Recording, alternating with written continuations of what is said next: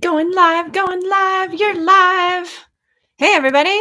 We're live. Are you alive? Alive. Alive. Let us know if you're here. Hey, so look, Marie and Mbouni's here.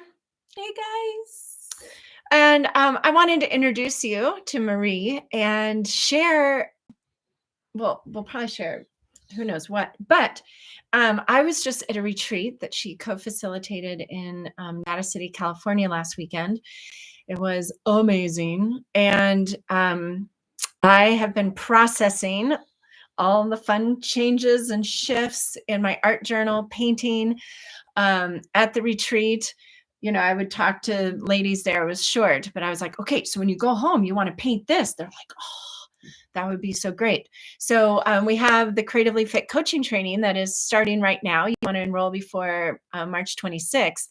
And Marie is a Creatively Fit coach and has painted with me since 2014. Yes. And has this painting practice in her medicine bag that she uses with different clients. So that's kind of the intention we're starting with. We do still have spots in the Creatively Fit coaching. So I'm excited for kind of Marie's story, what she shares to illuminate possibilities for you. Because, you know, one of the significant things that we see over and over everywhere right now is that on this theme of embodiment and self-reclamation and personal transformation and spiritual growth is one, that you want to be accessing your inner wisdom. It's not about what the guru says anymore. It's about accessing yours. And then secondly is to be yourself. Like your life's work, your purpose is to be as shamelessly, authentically you. And both of those things happen at the canvas and much more. So anyway, okay.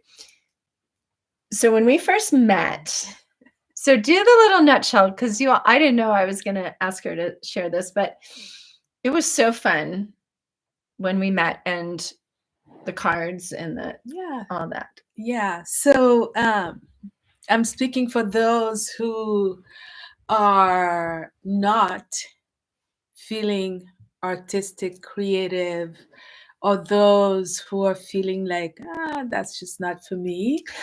And for those who are at that spot where it's almost like you poise to either go forward or backwards.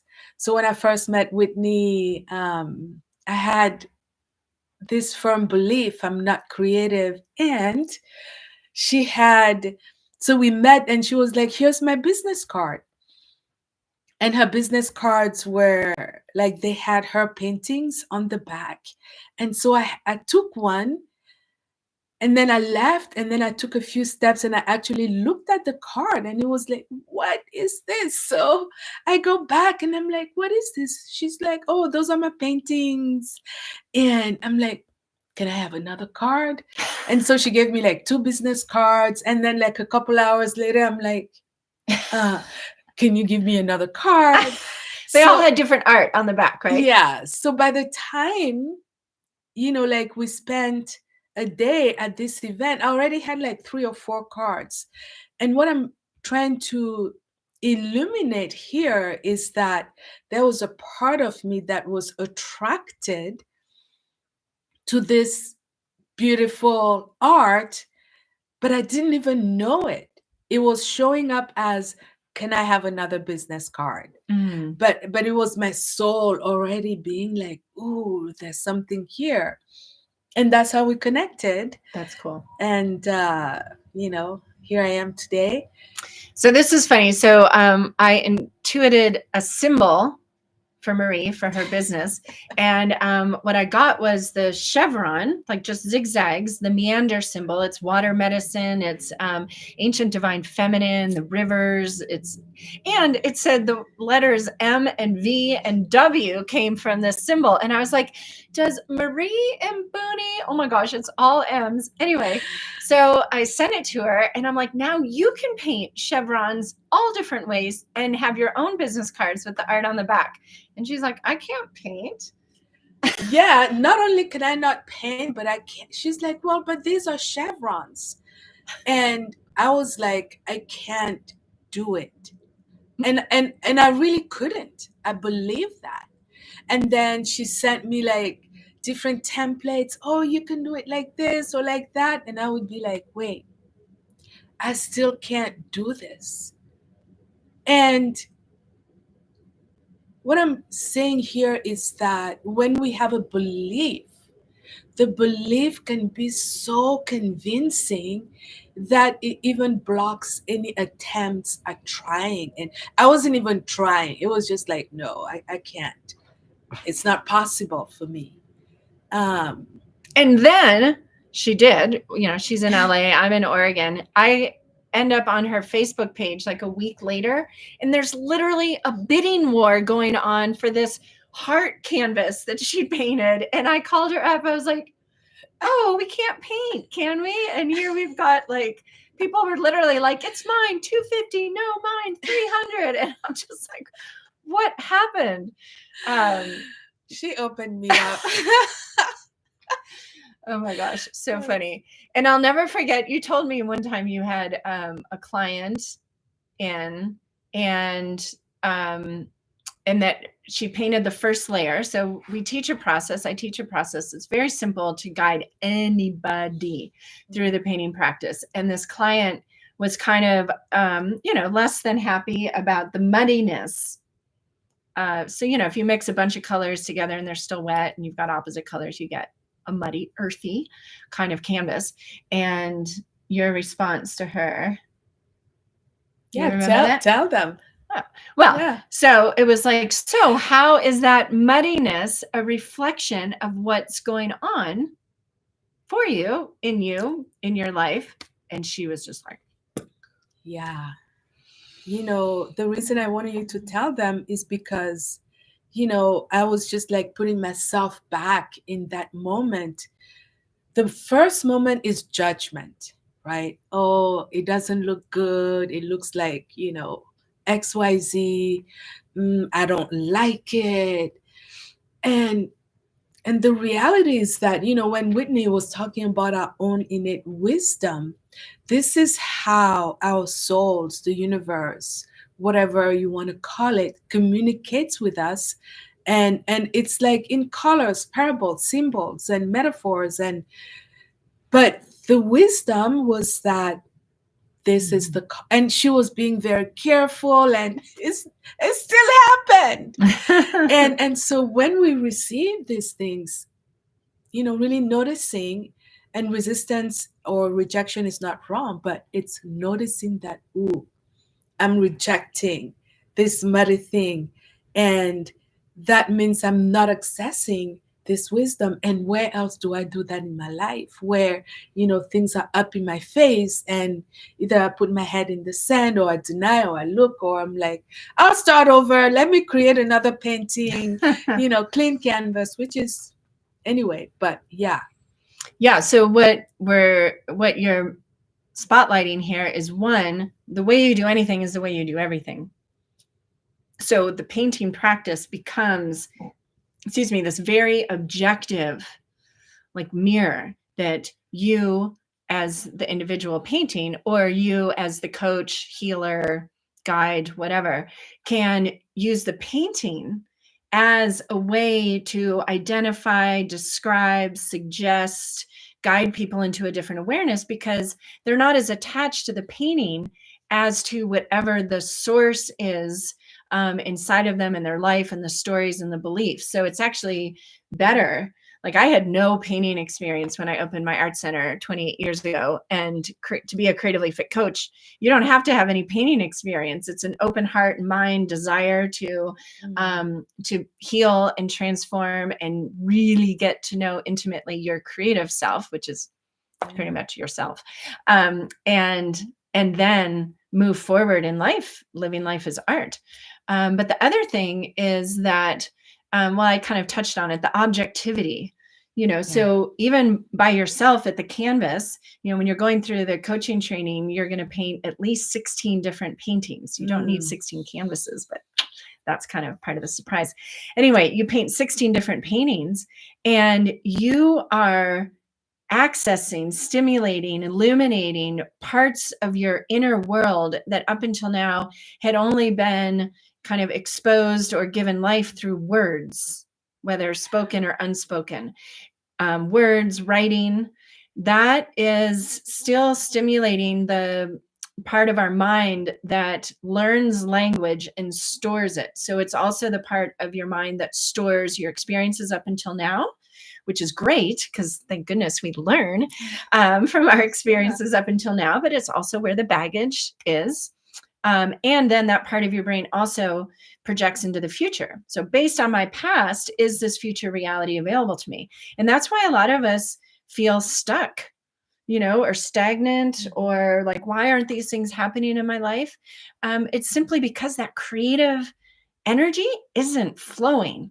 It's being blocked by that inner judge, the inner critic, the perfectionism. So all of that, I've seen all of that and so much more transmuted, healed, brought into the light and sent gratitude and sent on its way just with one person at the canvas painting without any like, oh, I got to paint it to look 3D or the lighting and the shadow. That's not what this is about. This is about you expressing yourself authentically and then being able to turn around and share it with others. Absolutely.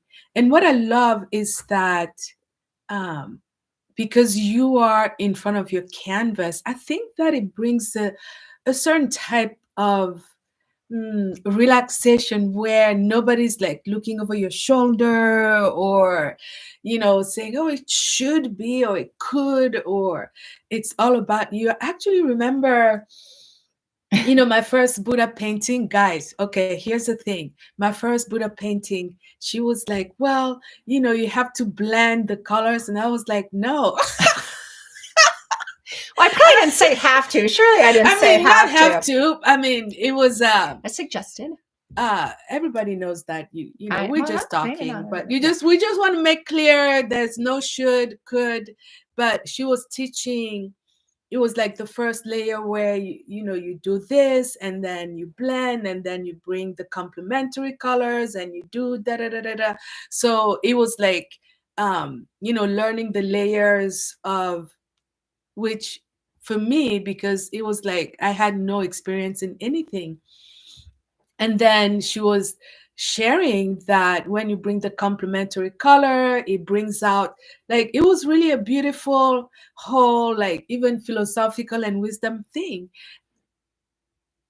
At that moment, for me, it was like, I really want to enjoy these colors that I used here. I really don't feel like I want to blend anything. I want to do anything. I just want to be here. And then she was like, beautiful. So I know you were already saying I should. So I just wanted to say she let me be where I am and do what felt true for me. So there's never any, it's really like very invitational suggestion, not directive. And that's what I loved about that, because there's such a freedom that came from being exactly where I am without feeling any push, any judgment, any, that's really powerful for me. Yeah, I mean, the painting practice is one that is, it's so like beautifully sneaky, right? Like so subtle. It's like the painting practice, dances in like, ooh, magenta, which is always my favorite color. Me too. But, you start playing with color and then the layering, and then you tune into a different frequency. as you're playing with the color and you're becoming present, the present moment has no baggage, has no limiting beliefs, has no worry of the future. This is where we get the call. You know, if you're wanting your life to feel more inspired, if you're wanting to understand your next step, don't sit there trying to figure it out. I mean, you could, but it's slower and harder. You can go paint and like open up to this creative frequency that only knows possibility, that only knows hope. And the painting practice attunes you to a new way of perceiving and moving through the art that is your life. Yeah. Not a rat race, not a to-do list, not a ladder to climb.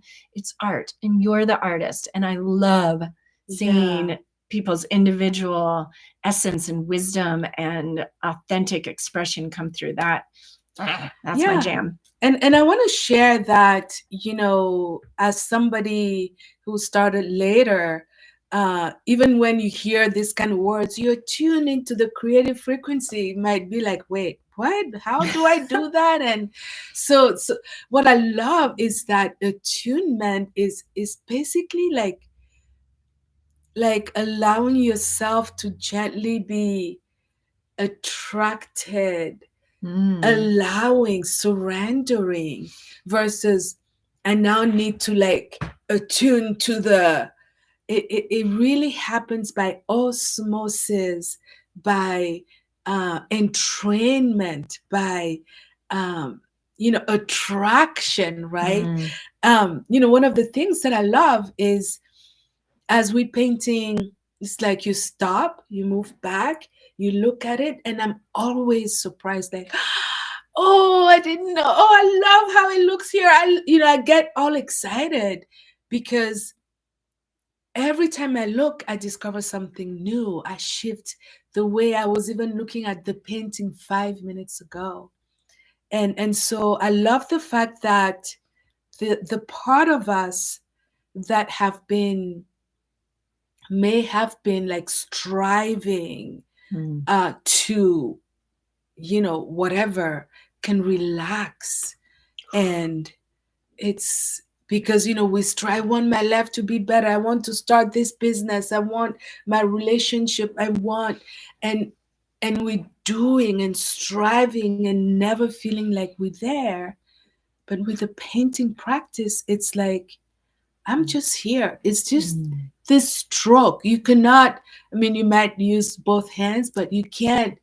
You can only be here. And it really brings something to, the well-being of our nervous system, and the awareness that comes from that is just priceless. I love that. I haven't, this is feeling new. This striving, achieving, accomplishing, being productive energy that we all know so well, and absolutely has a place. But when you're wanting change in your life, when you have a client wanting change in their lives right now on this planet, the most effective, quickest way to change in a way that's in alignment with like who you are naturally is to pull away from the striving, and it's the surrendering, and it's the stillness, and it's the getting quiet. And I don't know about you all, but sometimes it's hard to just get quiet. But I go to paint, and it's like that meditative presence just goes, and I'm just like, oh, look at that color. Yeah. And I get kind of happy. And then, you're painting, and then all of a sudden something will reveal itself, and you're like, whoa. And that stimulates different thoughts.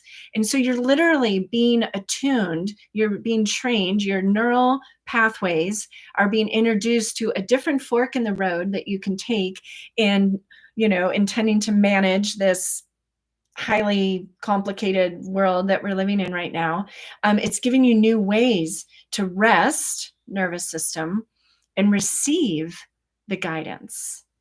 And that's what we want. That's how we want to be living, right? So learning this and experiencing this for yourself, and then being given the tools so you can turn around and share. Like I've had people share in their corporate jobs, shamanic work, healing, Reiki, anywhere there's symbols or images, imagination, this is what gets cultivated. And imagination is actually like inseparable and absolutely required to create any change. Visioning, goal setting, that's all imagination. Right. Okay. Well, yes. Yeah. Any I was final going to words? say that It's been 20 minutes already. It feels like it's been 5. I was going to say that, the thing that I have noticed most people need at this time is the frequency of hope, possibility, and potential. Because when we can tap into hope and possibility, we can always move forwards in ways that align with where we are. Because without that, it's like, what's the point? It could be that other, like, what's the point of starting something new? What's the point? And there is a point. We want to feel you. We want to hear you. We want to encourage you. And really, I want to finish by saying that this gift is the gift that does not stop giving. Like, I work a lot with, entrepreneurs, business owners, CEOs, and I use this in my coaching and guidance. And when I was starting, I didn't go with I'm going to be a creatively fit coach so that I can. It wasn't that, but it's like, wow, new ways of bringing this in everything that I do. That is like, yeah. Yeah, it's a good disruptor of patterns in a playful way. Yeah. Right? Which Playful. Okay, I just had an inspiration that I've never had before. Go for it. So when you were talking about hope, and there was something that triggered me thinking of the 20-somethings, the early 30-somethings, the 20-somethings. And I'm just putting it out there because it's come to me. Like, who do you know? Or if you're a 20, 30-something, like, imagine providing these opportunities for your generation, which we're not that generation. Anyway, and maybe you want to sponsor. That's the other. Maybe you want to sponsor a young person to take this training. So anyway, that was kind of a weird prompt ask, but maybe there's someone who's going to watch this and they're going to be like, yes, this is exactly how I want to help our future. Help encourage these young people to live life as art, because we know we need their visionary skills. Anyway, random thoughts. Wow. Thanks, Marie, for hopping on. So fun. And you can comment below, lots of links below, connect with Marie, the link to the next Creatively Fit coaching training. I'm also going to put a link if you're maybe finding this for the first time and you're like, oh, I know, because I talk to so many people. They're like, I know I've needed to, I've wanted to, but connect with my creative self.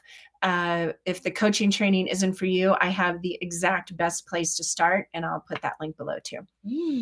Okay, everyone. Thank you. If you're still watching, very grateful. And just understand that there is hope, and that whole problems can't be solved by the same consciousness that creates them. This is what Creatively Fit coaches, just one of the myriad of things that we're passionate about, is being a force, a catalyst for shifting our consciousness so that we can get more and more excited about all the possibilities. Like, we have everything we need to create peace and harmony and sustainability on this planet. So let's do it. Let's do it.